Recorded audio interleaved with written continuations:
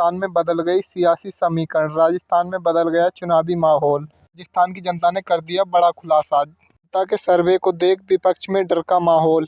और राजस्थान की जनता ने बता दिया कि कौन होगा उनका मुख्यमंत्री और किसकी बनेगी सरकार। नमस्कार दोस्तों, आप देख रहे हैं पॉलिटिकल मॉडर्न विचार। आप सभी का राजस्थान विधानसभा चुनाव में हार्दिक स्वागत है। तो जैसा कि आप सब जानते हैं कि राजस्थान में चुनाव के अब से कुछ दिन ही बचे हैं और कुछ दिन बाद ही चुनाव है। दोस्तों, जैसा कि आपको पता है कि राजस्थान में बीजेपी और कांग्रेस का बरकरार वर्चस्व बढ़ चढ़कर हिस्सा लेने वाली हैं।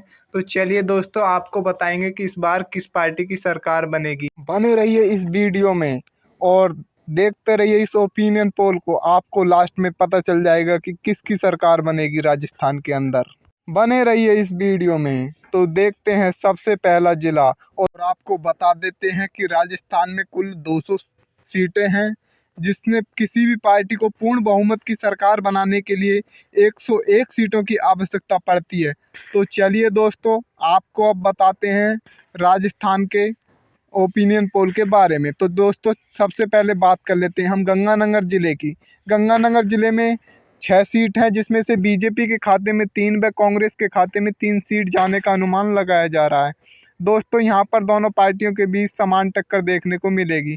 तो दोस्तों, अब बात कर लेते हैं बीकानेर की। बीकानेर के अंदर लोकसभा की 7 सीट हैं, जिसमें से बीजेपी के खाते में 5 व कांग्रेस के खाते में 2 सीट जाने का अनुमान लगाया जा रहा है। यहाँ पर दोनों पार्टी। तो चलिए दोस्तों, अब बात कर लेते हैं जैसलमेर की। जैसलमेर के अंदर लोकसभा की 2 सीट हैं, बीजेपी के खाते में 0 व कांग्रेस के खाते में 2 की 2 सीट जाने का अनुमान लगाया जा रहा है। तो यहाँ पर दोस्तों, तो चलिए दोस्तों, अब बात कर लेते हैं बाड़मेर की। बाड़मेर के अंदर लोकसभा की 7 सीट हैं, जिसमें से बीजेपी के खाते में 3 व कांग्रेस के खाते में 4 सीट जाने का अनुमान लगाया जा। तो अब उसके बाद हम आगे बात करेंगे जालौर की। जालौर के अंदर लोकसभा की 5 सीट हैं, जिसमें से बीजेपी के खाते में 3 व कांग्रेस के खाते में 2 सीट जाने का अनुमान लगाया जा रहा है। तो दोस्तों, यहाँ पर बीजेपी आगे नज़र आएगी। तो चलिए दोस्तों, अब बात कर लेते हैं सिरोही की। सिरोही के अंदर लोकसभा की 3 सीट हैं, जिसमें से बीजेपी के खाते में 1 व कांग्रेस के खाते में 2 सीट जाने का अनुमान लगाया जा रहा है। तो चलिए दोस्तों, अब बात कर लेते हैं उदयपुर की। उदयपुर के अंदर लोकसभा की 8 सीट हैं, जिसमें से बीजेपी के खाते में 3 व कांग्रेस के खाते में 5 सीट जाने का अनुमान लगाया जा रहा है। तो चलिए दोस्तों, अब बात कर लेते हैं डूंगरपुर की। डूंगरपुर में लोकसभा की 4 सीट हैं, जिसमें से बीजेपी के खाते में 2 व कांग्रेस के खाते में 2 सीट जाने का अनुमान लगाया जा रहा है। तो चलिए दोस्तों, अब बात कर लेते हैं बांसवाड़ा की। बांसवाड़ा के अंदर लोकसभा की 5 सीट हैं, जिसमें से बीजेपी के खाते में 3 व कांग्रेस के खाते में 2 सीट जाने का अनुमान लगाया जा रहा है। दोस्तों, यहाँ पर बीजेपी को काफ़ी फायदा होगा। और तो चलिए दोस्तों, अब बात कर लेते हैं प्रतापगढ़ की। प्रतापगढ़ के अंदर लोकसभा की 2 सीट हैं, जिसमें से 2 की 2 सीट कांग्रेस को जाती नजर आ रही हैं। ऐसा लगता है कि प्रतापगढ़ में बीजेपी का खाता भी नहीं खुल पाएगा और कांग्रेस की विजय होगी। तो चलिए दोस्तों, अब बात कर लेते हैं झालावाड़ की। झालावाड़ के अंदर लोकसभा की 4 सीट हैं, जिसमें से बीजेपी के खाते में 0 व कांग्रेस के खाते में 4 की 4 सीट जाती नजर आ रही हैं। ऐसा लगता है कि यहाँ पर बीजेपी का खाता भी नहीं खुलेगा।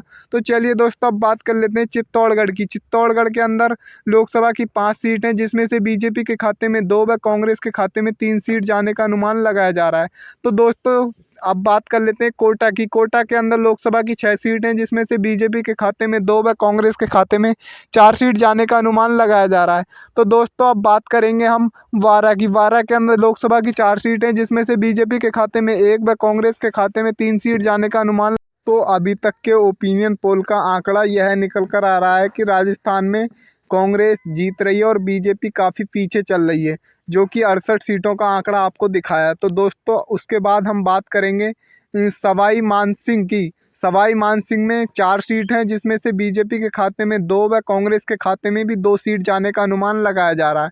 तो दोस्तों, यहाँ पर दोनों पार्टियों के बीच समान टक्कर देखने को मिलेगी। दोस्तों, अब आगे बात करते हैं हम करौली की। करौली के अंदर लोकसभा की 4 सीट हैं, जिसमें से बीजेपी के खाते में 2 व कांग्रेस के खाते में 2 सीट जाने का अनुमान लगाया। दोस्तों, यहाँ पर दोनों पार्टियों के बीच समान टक्कर देखने को मिलेगी।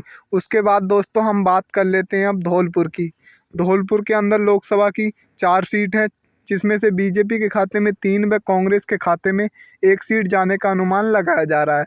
तो दोस्तों, यहाँ पर बीजेपी को काफ़ी फ़ायदा होगा और कांग्रेस को काफ़ी नुकसान का सामना करना पड़ेगा। तो चलिए दोस्तों, अब बात कर लेते हैं भरतपुर की। भरतपुर के अंदर लोकसभा की 7 सीट हैं, जिसमें से बीजेपी के खाते में 2 व कांग्रेस के खाते में 5 सीट जाने का अनुमान लगा। दोस्तों, यहाँ पर बीजेपी को काफ़ी नुकसान का सामना करना पड़ सकता है और कांग्रेस को काफ़ी फ़ायदा होगा यहाँ पर।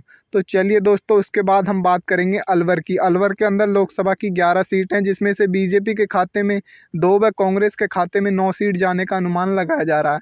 तो दोस्तों, यहाँ पर भी बीजेपी को काफ़ी नुकसान का सामना करना पड़ेगा। तो दोस्तों, उसके बाद हम बात करेंगे सीकर की। सीकर के अंदर लोकसभा की 8 सीट हैं, जिसमें से बीजेपी के खाते में 2 व कांग्रेस के खाते में 6 सीट जाने का अनुमान लगाया जा रहा है। दोस्तों, उसके बाद हम बात करेंगे झुंझुनू की। झुंझुनू के अंदर लोकसभा की 7 सीट हैं, जिसमें से बीजेपी के खाते में 1 व कांग्रेस के खाते में 6 सीट जाने का अनुमान लगाया जा। अभी तक का जो सर्वे निकल कर आया है 132 सीटों का, उसमें बीजेपी काफ़ी पीछे है और कांग्रेस काफ़ी आगे। तो दोस्तों, उसके बाद हम बात करेंगे चुरू की। चुरू के अंदर लोकसभा की 6 सीट हैं, जिसमें से बीजेपी के खाते में 1 व कांग्रेस के खाते में 5 सीट जाने का अनुमान लगाया जा रहा है। तो दोस्तों, यहाँ पर भी बीजेपी को काफ़ी नुकसान का सामना करना पड़ेगा। तो चलिए दोस्तों, अब बात कर लेते हैं भीलवाड़ा की। भीलवाड़ा के अंदर लोकसभा की 7 सीट है, जिसमें से बीजेपी के खाते में 3 व कांग्रेस के खाते में 4 सीट जाने का अनुमान लगाया जा रहा है। तो दोस्तों, अब बात करेंगे राजसमंद की। राजसमंद के अंदर लोकसभा की 4 सीट हैं, जिसमें से बीजेपी के खाते में 3 व कांग्रेस के खाते में 1 सीट जाने का अनुमान लगाया जा रहा है। तो दोस्तों, यहाँ पर बीजेपी को फ़ायदा होगा और कांग्रेस को नुकसान। तो चलिए दोस्तों, आगे बात कर लेते हैं अब हनुमानगढ़ की। हनुमानगढ़ के अंदर लोकसभा की 5 सीट हैं, जिसमें से बीजेपी के खाते में 2 व कांग्रेस के खाते में 3 सीट जाने का अनुमान लगाया जा रहा है। तो दोस्तों, अब बात करेंगे नागौर की। नागौर के अंदर लोकसभा की 10 सीट हैं, जिसमें से बीजेपी के खाते में 2 व कांग्रेस के खाते में 5 सीट जाने का अनुमान लगाया जा रहा है। तो दोस्तों, अदर पार्टी को यहाँ पर 3 सीट मिलती नज़र आ रही हैं। तो दोस्तों, उसके बाद हम बात करेंगे जोधपुर की। जोधपुर के अंदर लोकसभा की 10 सीट हैं, जिसमें से बीजेपी के खाते में 2 व कांग्रेस को 8 सीट मिलने का अनुमान लगाया जा रहा है। दोस्तों, यहाँ पर बीजेपी को काफ़ी नुकसान का सामना करना पड़ेगा। तो चलिए दोस्तों, बात कर लेते हैं पाली की। पाली के अंदर लोकसभा की 6 सीट हैं, जिसमें से बीजेपी के खाते में 2 व कांग्रेस के खाते में 4 सीट जाने का अनुमान लगाया जा रहा है।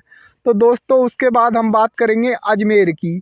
अजमेर के अंदर लोकसभा की 8 सीट हैं, जिसमें से बीजेपी के खाते में 3 व कांग्रेस के खाते में 5 सीट जाने का अनुमान लगाया जा रहा है। तो दोस्तों, यहाँ पर भी बीजेपी को काफ़ी नुकसान का सामना करना पड़ेगा अजमेर के अंदर। तो दोस्तों, उसके बाद हम बात करेंगे बूंदी की। बूंदी के अंदर लोकसभा की 3 सीट हैं, जिसमें से बीजेपी के खाते में 1 व कांग्रेस को 2 सीट जाने का अनुमान लगाया जा रहा है।